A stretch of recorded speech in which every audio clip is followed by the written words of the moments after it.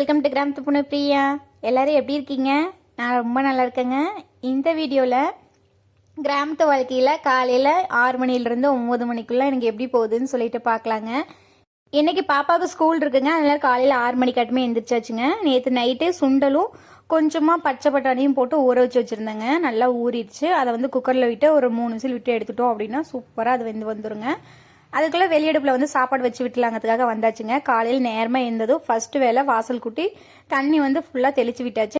நம்ம வீட்டில் மாடெல்லாம் இல்லைங்க, ஆடு தான் இருக்குது. அதனால மாட்டுச்சாணி வேணும் அப்படின்னா பால் வாங்குற இடத்துல போனோம் அப்படின்னா எடுத்துகிட்டு வரலாம். இப்போ வந்து பால் கொண்டாந்து வீட்டிலே கொடுத்துட்டு போகிறதுனால அந்த வேலையை காலையில் போய் எடுத்துகிட்டு வர முடியல. குழந்தைங்க விட்டுட்டு கொஞ்சம் தூரமாக போய் எடுத்துகிட்டு வரதுக்கோ குழந்தைங்க வந்து நைனு அழுதுகிட்டே இருப்பாங்க. குழந்தைங்க வந்து தூங்கிட்டு இருக்காங்க. அவங்க எந்திரிக்கிறதுக்குள்ளே நாம் எங்கேயாவது வெளியே போயிட்டோம் அப்படின்னாலும் அழுவ ஆரம்பிச்சிடுவாங்க. அதனாலேயே மோஸ்ட்லி வந்து தண்ணியே தெளிச்சு விட்டுறது. அவங்க அப்பா வந்து கரெக்டாக நான் அடுப்பு வச்சிருக்கலைங்களா அதே இடத்துல தான் கொண்டாந்து வண்டி நிப்பாட்டுவாங்க.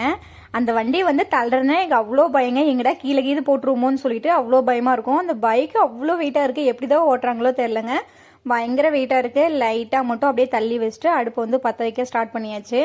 லைட்டாக பனி பெய்யறதுனால அடுப்பை வந்து பற்றுறதுக்கு கொஞ்சம் லேட் ஆகுங்க. சாப்பாடு மோஸ்ட்லி நான் குக்கரில் அதிகமாக வைக்கவே மாட்டேங்க. ஒரே சாப்பாடாக வைக்கிற மாதிரி இருந்தால் வைப்பேன். ரொம்ப டைம் ஆயிடுச்சு அப்படின்னா மட்டும் குக்கரில் சாப்பாடு வச்சுருவேங்க. அப்படி இல்லை அப்படின்னா விறகு எடுத்து வச்சு விறகடுப்பில் வந்து சாப்பாடு வச்சு வடித்து விட்டுருவேங்க. வடித்து விட்டு சாப்பிட்டா தான் ரொம்ப நல்லதுங்க. டேஸ்ட்டும் நல்லா சூப்பராக இருக்கும். குழந்தைங்களுக்கு ஸ்கூல் இருக்கிறப்ப அந்த 6 to 9 டைம் எப்படி தான் போகுதுன்னே தெரியாதுங்க. சீக்கிரமாக போயிடும். 6 மணிக்கு எழுந்திரிக்கிற மாதிரி இருக்கும். ஃப்ரெஷ்அப் ஆகிட்டு வாசல்லாம் கூட்டி நம்ம சமைக்க ஆரம்பிக்கிறதுக்கே மணி 7 மணி 7:15 7:30 கூட ஆயிருங்க. அந்த அடுப்பை பற்ற வச்சு நாம் அந்த வேலையை முடிச்சுட்டு உள் ரூமில் போய் சமைச்சு முடிச்சுட்டு வரங்காட்டியும் பார்த்தோம் அப்படின்னா மணி 8 மணி 8:15 8:30 கூட ஆயிருங்க. இந்த நடுவான வந்து குழந்தைங்களையும் அப்படியே ரெடி பண்ணி விட்டுட்டே இருக்கணும். இன்னைக்கு காலையில் கொஞ்சம் சுறுசுறுப்பாக வேலை செஞ்சதுனால காலையில் கொஞ்சம் நேரமாக வேலை முடிஞ்சிருச்சுங்க. உள்ளடுப்பில் சுண்டல் வந்து வேக வச்சுருந்தோம் இல்லைங்களா, விசில் வந்து ஆஃப் பண்ணியாச்சு. வெளியடுப்பில் வந்து சாப்பாடு வந்து வச்சு விட்டுட்டேன். பெரிய பாப்பாங்க நான் எந்திரிக்கும் போதே இன்றைக்கி நேரமாகவே எந்திரிச்சிட்டான். ஆனால் சின்ன பாப்பாவும் குட்டி பையனும் நல்லா தூங்கிட்டு இருக்காங்க. இன்றைக்கி எங்கள் அப்பா வந்து வீட்டில் இருக்காங்க. எந்திரிச்சாலுமே எங்கள் அப்பா வந்து பார்த்துக்குவாங்க. அதனால சாப்பாடு வெந்து வரத்துக்குள்ளே ஆட்டுக்கு வந்து காலையிலேயே போய் ஒரு கத்த பில்லு வந்து இழுத்துட்டு வந்துடலாங்கிறதுக்காக நான் வந்து கிளம்பிட்டேங்க. வாழை மரத்தில் அந்த பழுத்து போன பட்டை காஞ்சி போன பட்டைன்னு சொல்லிட்டு கீழே நிறைய தொங்கிட்டு இருக்குங்க. அந்த பட்டையை அப்படியே பிச்சுட்டு போனோம் அப்படின்னா பில்லு கட்டிட்டு வரதுக்கு நல்லா ஈஸியாக இருக்குங்க. நம்ம மரத்தில் வந்து நிறைய நெல்லிக்காய் இருந்துச்சு, அதையும் பொறிச்சு 2 வாயில போட்டுட்டு போய் பில்லு ஒரு கத்தை காலையிலேயே கொண்டுட்டு வந்தாச்சுங்க. மணி ஒரு 7:30க்கு மேலேயே இருக்கும். காலையில் இளநேரத்தில் போய் பில்லு இழுத்தோம் அப்படின்னா இழுக்கிறதுக்கு ரொம்பவே ஈஸியாக இருக்குங்க. அதனால காலையிலேயே போய் ஒரு கத்தை கொண்டாந்து ஆட்டுக்கு வந்து போட்டாச்சுங்க.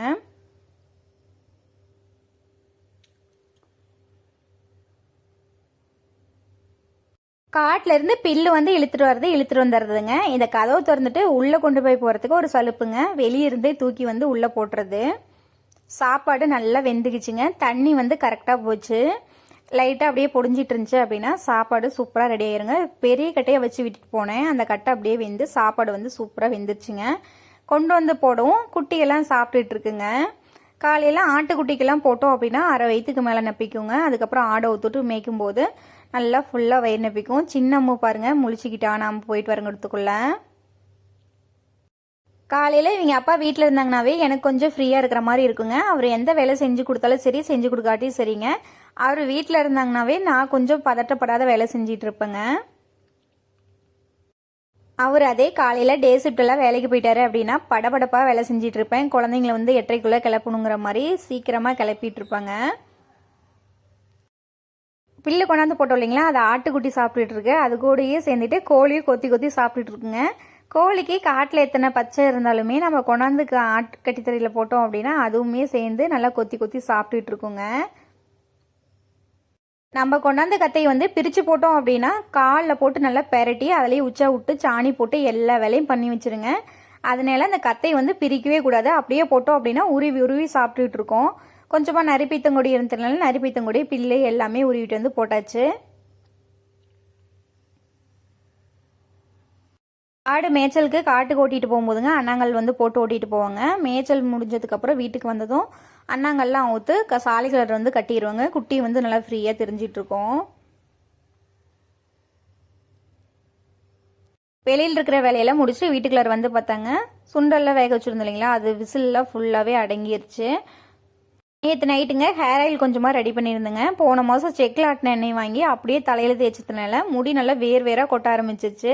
இப்படியே விட்டோம் அப்படின்னா இருக்கிற முடி எல்லாமே வந்துடும் சொல்லிட்டுங்க நேற்று நைட்டு தான் கொஞ்சமாக ஹேர் ஆயில் வந்து ரெடி பண்ணியிருந்தேன். இப்படி ஹேர் ஆயில் வந்து ரெடி பண்ணி தலையில் தேய்ச்சோம் அப்படின்னா முடி கொட்டுறதெல்லாம் அப்படியே கொஞ்சம் கொஞ்சமாக குறைய ஆரம்பிச்சிருங்க. சுண்டல் பட்டாணி குருமா செய்கிறதுங்க கொஞ்சமாக சின்ன வெங்காயமும் பெரிய வெங்காயம் வந்து ஒரு 2 பெரிய வெங்காயமும் கட் பண்ணி மிக்ஸி ஜாரில் வந்து சேர்த்தாச்சுங்க. 2 தக்காளி வந்து கட் பண்ணி அதையும் சேர்த்து நல்லா அரைச்சி எடுத்துட்டுங்க. இஞ்சி பூண்டு பேஸ்ட் வந்து தேவையான அளவுக்கு அரைச்சி வச்சுருந்தேன், அதையும் எடுத்து வச்சுட்டேன். குக்கரில் வந்து கொஞ்சமாக எண்ணெய் ஊற்றிங்க, கடுகு உளுத்தம் பருப்பு பெருஞ்சீரகம் எல்லாம் சேர்த்து நல்லா பொரிஞ்சதுக்கப்புறம் அந்த மராத்தி மூக்கு எல்லாமே போட்டு நல்லா பொரிய விட்டுக்கலாங்க. காரத்துக்கு வந்து 2 பச்சை மிளகாய் தேவையான அளவுக்கு கறிவேப்பிலை சேர்த்து நல்லா வதங்கினதுக்கப்புறம் நம்ம அரைச்சி வச்சுருந்த பொருள் எல்லாத்தையுமே சேர்த்து நல்லா வதக்கி விட்டுக்கலாம். இதெல்லாம் நல்லா வேகும் போதே இது கூடயே கொஞ்சமாக இஞ்சி பூண்டு பேஸ்ட் வந்து சேர்த்துக்கலாங்க. நான் வந்து 1 டேபிள் ஸ்பூன் கட்ட சேர்த்துருக்கேன். தேவையான அளவுக்கு மஞ்சத்தூள் வந்து சேர்த்துக்கிட்டேங்க. மிளகாத்தூளும் தேவையான அளவுக்கு சேர்த்துக்கிட்டேன். குழம்பு மிளகாத்தூள் நம்மக்கிட்ட இருந்துச்சுன்னா அதையும் சேர்த்துக்கலாங்க. உங்ககிட்ட குழம்பு மிளகாத்தூள் இல்லை அப்படின்னா 2 டேபிள் ஸ்பூன் கொத்தமல்லி தூள் எடுத்தீங்க அப்படின்னா 1 டேபிள் ஸ்பூன் வந்து மிளகாத்தூளும் ஒரு 1/2 டேபிள் ஸ்பூன் வந்து கரம் மசாலா தூளும் சேர்த்துக்கோங்க. நம்ம சேர்த்த பொருள் எல்லாம் நல்லா பச்சை வாசனை போகிற அளவுக்கு வதக்கி விட்டதுக்கு அப்புறங்க சுண்டலும் பச்சை பட்டாணியும் வேக வச்சுருந்தோம் இல்லைங்களா, அந்த தண்ணியோட அப்படியே சேர்த்துக்கலாம். கொஞ்சமாக மட்டும் சுண்டல் எடுத்து மிக்சியில் சேர்த்து அரைச்சி இது கூட சேர்த்துக்கலாங்க. இதுக்கப்புறம் குழம்புக்கு எந்த அளவுக்கு தண்ணி வேணுமோ தண்ணியும் சேர்த்து விட்டுடலாம். ஒரு 5-6 பல் தேங்காய் கொஞ்சமாக பொட்டுக்கடலை சேர்த்துங்க, நல்லா நெகுன்னு அரைச்சி எடுத்துக்கலாங்க.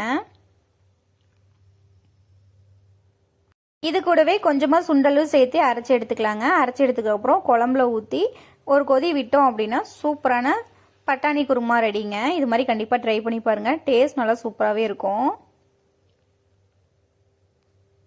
தேவையான அளவுக்கு உப்பு போட்டுங்க, லாஸ்ட்டாக கொத்தமல்லி தழை இருந்தால் தூவி எடுத்தோம் அப்படின்னா சூப்பரான குருமா ரெடிங்க. சாப்பாட்டுக்கு இட்லிக்கு தோசைக்கு எல்லாத்துக்குமே டேஸ்ட் வந்து நல்லா சூப்பராகவே இருக்கும். தேங்காய் சேர்த்ததுக்கப்புறம் கண்டிப்பாக குழம்பு கெட்டியாகுங்க, அதனால் இந்த டைம்லேயே தேவையான அளவுக்கு தண்ணி சேர்த்துக்கலாங்க.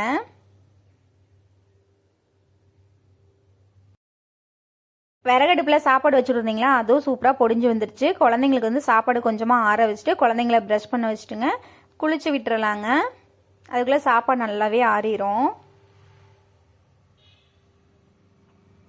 ஒரு வழியாக குழந்தைங்கள குளிக்க வச்சு சாப்பிட வச்சு குழந்தைங்கள வந்து ஸ்கூல் கிளப்பி விட்டாச்சுங்க. அந்த காலையில் எந்திரிச்சத்துலேருந்து குழந்தைங்க ஸ்கூல் போகிறதுக்குள்ளே மழை பெஞ்சு ஓஞ்சா எப்படி அமைதியாக இருக்குமோ அதே மாதிரி அமைதியாக இருந்துச்சுங்க. அவங்க அப்பா வீட்டில் இருந்ததுனால இப்போ பாப்பா வந்து ஸ்கூலில் கொண்டு போய் விடுறாங்கன்னு சொல்லிட்டு கிளம்பிட்டாங்க. சின்னமும் வந்து அந்த ரோடு போகிற வரைக்குமே பாய் சொல்லிகிட்டே போவா. பெரிய பாப்பா கூட 1 டைம் 2 டைம் சொல்லுவா, அதோட நிறுத்திக்குவா. அதனால் எனக்கு இப்படி தாங்க போச்சு.